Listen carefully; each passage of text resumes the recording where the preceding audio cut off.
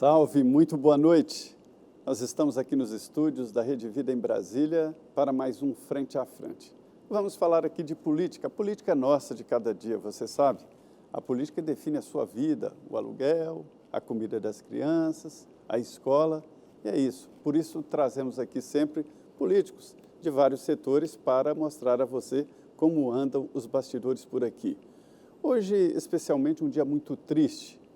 Mais de 3.900, há uma divisão ali nos números, de mortos só hoje, nas últimas 24 horas. Isso é muito triste. Ainda hoje é a primeira reunião do Comitê Nacional que deveria centralizar as medidas contra a pandemia do novo coronavírus. Pois bem, o ministro da Saúde, Marcelo Queiroga, disse que agora é uma pátria de máscara. Pátria de máscaras.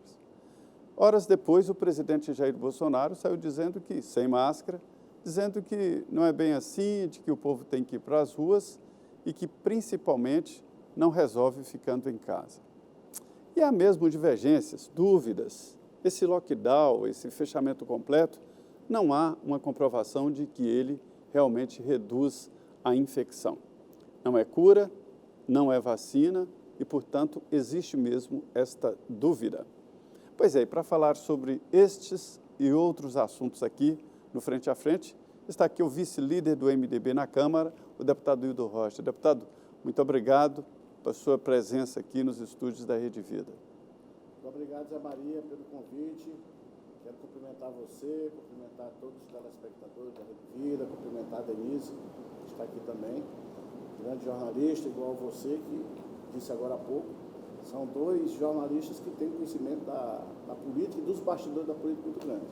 Então, não são jornalistas que falam besteira. De vez em quando eu vejo alguns aí falando coisas que não são aquilo que aconteceu, aquilo que realmente ocorre. Então, fica longe do que aconteceu. E nós temos acompanhado muito bastidores da política no Distrito Federal, aqui em Brasília, durante esses últimos 6 anos. Então, eu tenho conseguido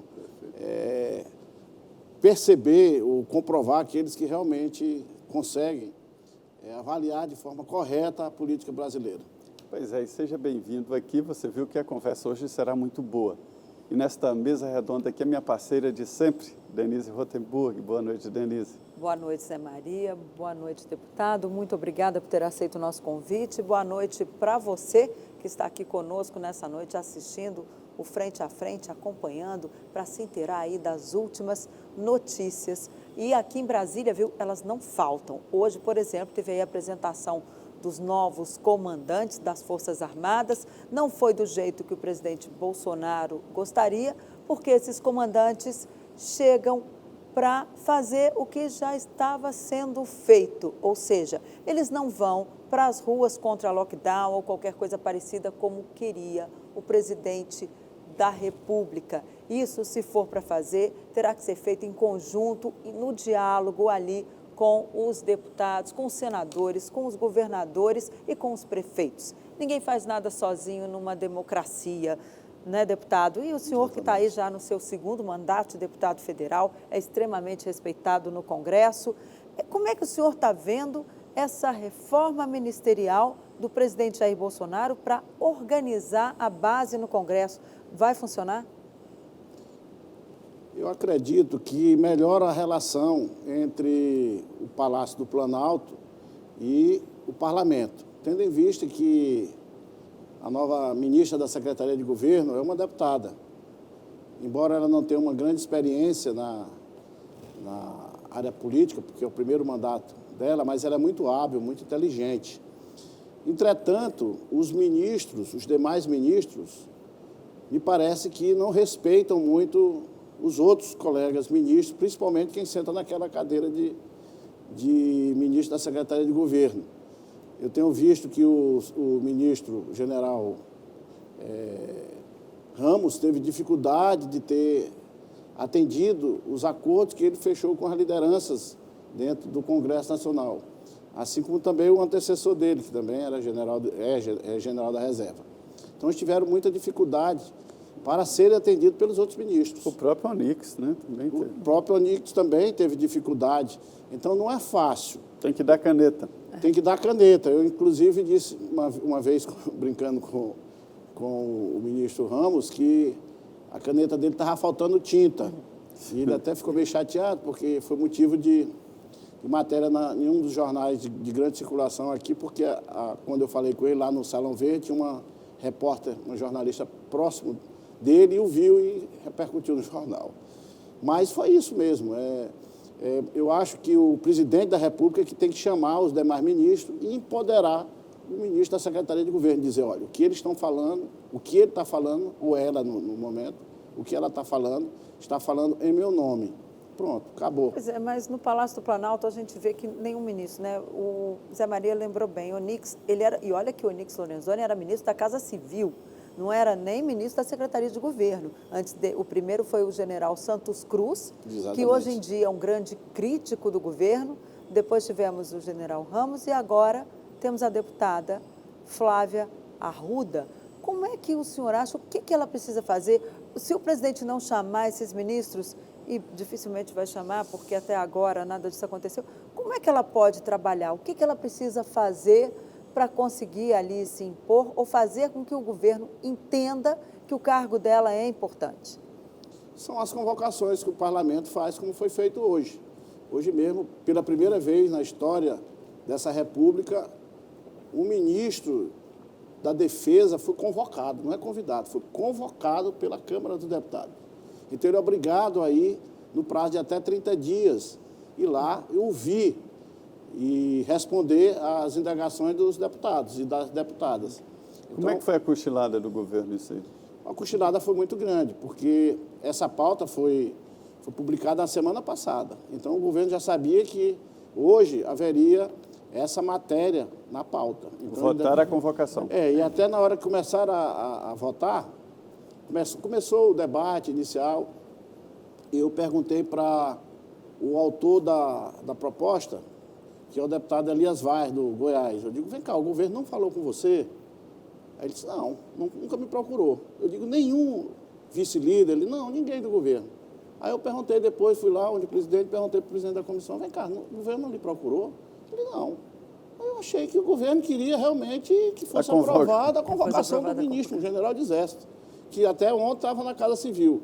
E para um tema complicado para explicar, porque o que está ali posto pela fala do deputado Elias é que houve compra superfaturada de picanha, de filé mignon, de salmão, de outros ingredientes, como cerveja. Cerveja eu não sabia nem que o Exército, a Marinha, a Aeronáutica comprava cerveja, bebida alcoólica, para pagar, para o poder público pagar. Porque se eu for num restaurante comprar bebida alcoólica, eu tenho que pagar do meu bolso. Se eu quiser botar na conta do poder público, eu não posso fazer isso. E quando eu fui prefeito e fui secretário de Estado também, era proibido se lançar na nota, né? Na nota a bebida, eu teria que pagar por minha conta. E veja aqui que há uma licitação, inclusive o Elias Vaz também falou uma coisa muito grave. Houve conchavo para fazer licitação. Uma família só disputou uma das licitações e ganharam a licitação. Ou seja, irmão com irmão e irmão disputando, fazendo aquele jogo que é feito naquelas pequenas cidades do interior do Brasil, que a gente sabe que existe, mas isso feito pelo Exército. Ou seja, cada irmão entrou como se fosse uma empresa diferente? Concorrentes, concorrentes para levar. Para ganhar uma licitação. Agora, deputado, nesses casos ali na Câmara, a gente já viu muito isso ali na Comissão de Fiscalização e Controle, às vezes aprova ali uma convocação, mas aí chega na hora, conversa e vira um convite. Por que o governo não conseguiu fazer isso? É porque quando chegou um dos representantes do governo na comissão, já estava em votação, então já não poderia mais modificar. Porque o autor desse requerimento, da convocação do ministro da Defesa, é o deputado Léo de Brito, do PT do Acre. É um deputado. Não é o Elias Vaz? Elias Vaz foi o autor do requerimento. Autor do requerimento. Não, exatamente. O Elias Vaz foi o autor desse requerimento. o Léo de Brito foi do Paulo Guedes, que a gente depois conseguiu transformar em convite. Então, o Elias Vaz estava lá, tranquilo. Ele é uma pessoa que faz acordo. Se você disser, não, vamos mudar para convite, ou então até pedido de esclarecimento, ele aceitaria. Mas ninguém falou com ele. E passou e se votou e pronto. Então, a conclusão é que em 30 dias o ministro tem que estar lá prestando esclarecimento. Mas isso não significa que a Câmara está de má vontade com o novo ministro da Defesa, o Braga Neto? Não, não está. Tanto é que o convite não era para ele, era para o general Fernando, que era o ministro. E houve a supressão do nome. Foi suprimido na hora, de forma verbal, pelo deputado Elias, que pediu que tirasse o nome. E aí, inclusive, ele até brincou, disse, não bota nem o nome do atual, porque poderia substituir e botar o atual, porque ninguém sabe se daqui a 30 dias é o mesmo. Pode mudar, porque do jeito que está mudando rapidamente, pode ser que ele mude. Então, deixa sem nome, deixa só o ministro no momento. Mas eu queria que o senhor explicasse, assim, o que isso significa. É uma falha, é uma desarticulação, mas o que significa para o governo? Não dizem que o Centrão está com o governo, não dizem que o governo não tem apoio no Congresso? Pois é, então, é justamente isso que não dá para entender, porque o governo tem a maioria dentro da comissão, nessa comissão o governo tem a maioria. Se o governo tivesse usado as artimanhas do regimento, isso aí não teria sido votado. Eu não falo nem da questão política, eu falo da questão regimental. Porque você poderia ter pedido vista, alguém pedir vista, né? Na próxima já viria com outro ambiente, com outro clima, ou poderia, se fosse colocado em votação, como foi colocado em votação, pedir verificação, aí seria nominal, é outra história, quem que vai botar sua digital aí contra isso aí. Então, tiveram vários instrumentos que estão contidos no regimento que não foram utilizados. O governo não utilizou Então, tem gente na base querendo dar um recado para o Palácio do Planalto, porque também tem muita gente ali que faz isso. Estou vendo esse negócio aí, mas vou deixar passar. Valorizar. Porque depois vai ter que me pedir. Por que você não segurou lá e tal? O senhor não me pediu, presidente, o senhor não me pediu, ministro. Eles costumam fazer isso, a gente já viu muito disso lá. Pode ter realmente acontecido isso, de alguém ter mandado recado através da comissão. Porque não é possível que o governo não tomasse conhecimento de que pauta, estava né? sendo... E estava na pauta, estava lá escrito na pauta da comissão. Exatamente. Ao mesmo tempo que estava sendo feita a convocação, pedido de convocação através de requerimento na comissão de fiscalização, também estava sendo feita no mesmo molde, mas não para este assunto, mas para outro assunto, do ministro da Defesa também, na Comissão de Relações Exteriores. Pois é, mas... lá eles conseguiram mudar. O ministro vai ter... Lá virou convite. Lá virou convite, mas lá na Câmara não. Inclusive não. Lá na Comissão de Relações Exteriores, quem estava fazendo a convocação, e depois concordou em mudar para convite, era o Novo, Partido Novo. Que é para explicar essa questão da troca dos comandantes militares. Exatamente. Né? Que agora, com a ida do ministro para tratar com um assunto muito mais grave, que é sobre compra superfaturada, aquela coisa toda, ele não vai se livrar de perguntas desse sentido também. Sobre a troca, né? Da troca. Mas é carne para o Exército e existem cerimônias, logicamente isso deve ter uma explicação. Mas, ministro, um grande debate agora, que já está em cima da hora, é sobre mudanças na legislação eleitoral. Não é reforma política, né? Mudanças em algumas regras para a eleição de 2022. Por que em cima da hora? Porque faltam 6 meses. Para se mudar regras eleitorais é preciso 1 ano de antecedência. E o grande debate é sobre o voto proporcional. Eu tenho ouvido deputados lá que não gostaram da ideia, viram exemplos lá na disputa de vereadores e falaram, epa, eu não vou ser eleito com esse critério, e está tentando mudar. Eu estou vendo que os partidos grandes estão resistindo. Além disso, tem a disputa de distritão e distrito simples. O distritão é simples, quem tiver mais voto é eleito. Né? No distrital simples, divide o Estado em vários distritos e seriam eleitos deputados federais como se fossem vereadores daqueles distritos. Se houver possibilidade dessa mudança eleitoral, só confirmando que não é a reforma política. Exatamente. Para mudar é necessário 3/5. Não vejo número suficiente para isso. Até porque seria um casuísmo. É um quórum qualificado. E acaba com os partidos, né, deputado? Essa questão de o Distritão, por exemplo, eu já ouvi muitas críticas sobre isso, que acaba com os partidos. Quem os tiver mais votos,